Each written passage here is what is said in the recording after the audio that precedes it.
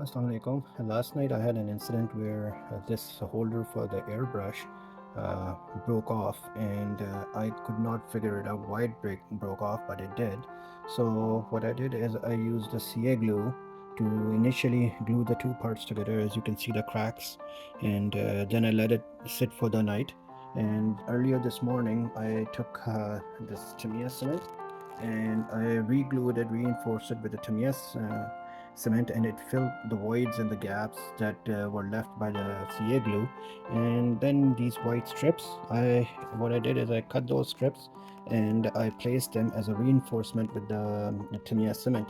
So now all four legs are solid. They're reinforced with the styrene plastic, and I believe this whole part is also made of a styrene plastic because it's a really good plastic to work with. I really enjoyed working and fixing it, so I hope it does not break, because I put the reinforcement on all four sides, as you can see.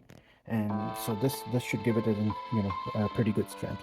So if you guys ever break your holders, this is the another way of fixing it, and putting the reinforcement strips so that way it will not break again.